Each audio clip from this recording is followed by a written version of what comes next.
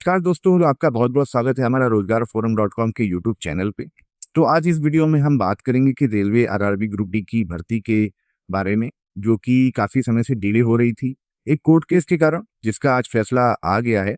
तो आइए जानते हैं कि इस फैसले में क्या क्या बातें रहीं, क्या क्या डिटेल रही। और आगे बढ़ने से पहले मैं आपको शॉर्ट में बताना चाहूँगा कि ये फैसला जो है रेलवे के पक्ष में ही सुनाया गया। यानी कि अब रेलवे इस भर्ती की प्रक्रिया को, आरआरबी ग्रुप डी की जो भर्ती प्रक्रिया है उसको अब सुचारू रूप से आगे चला सकता है बिना किसी परेशानी के। तो आइए अब देखते हैं इस पूरे कोर्ट केस का मामला ये क्या था। तो जैसा कि आप देख सकते हैं कि हमारे सामने जो वेबसाइट खुली है वो सेंट्रल एडमिनिस्ट्रेटिव ट्रिब्यूनल की खुली हुई है। यहाँ पे आप कोर्ट केस की जो डायरी नंबर है वो डाल सकते हैं और डायरी ईयर जो है वो डाल सकते हैं। तो आपके सामने एक कोर्ट केस खुल जाएगा। इसकी पीडीएफ हमने अपने वेबसाइट पे भी प्रोवाइड कर रखी है।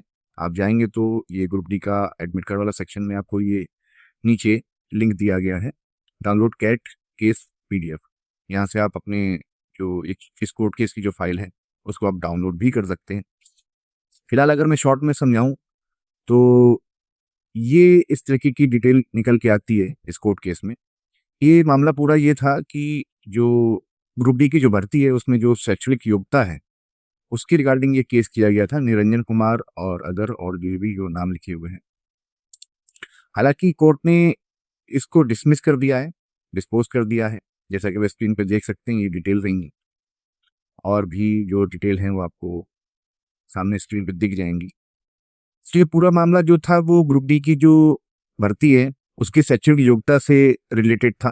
तो अगर मैं फाइनल जो वर्डिक्ट है या फाइनल जो फैसला है उसके बारे में अगर मैं शॉर्ट में बताऊं तो ट्रिब्यूनल ने कहा है कि भर्ती के नियम बीच में नहीं बदले गए। मुख्य भर्ती अधिसूचना वो जो है वो 22 जनवरी 2025 से आधिकारिक रूप से शुरू हुई थी, ना कि 28 दिसंबर 2024 से, क्योंकि वह सिर्फ एक नोटिस था।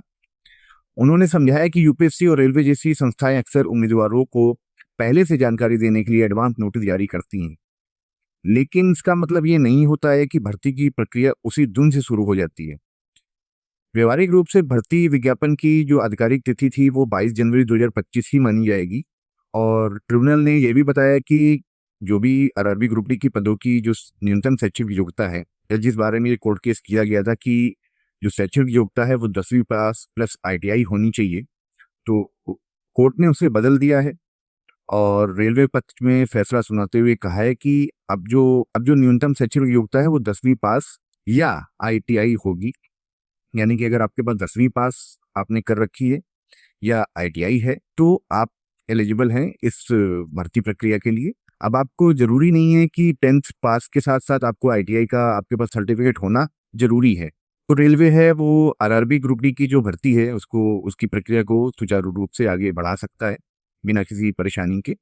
तो जल्दी आपको एक एग्जाम डेट देखने को मिल जाएगी रेलवे की तरफ से ऑफिशियली, और उसका एडमिट कार्ड जारी होगा, फिर एग्जाम होगा। तो इस वीडियो में इतना ही आज के लिए।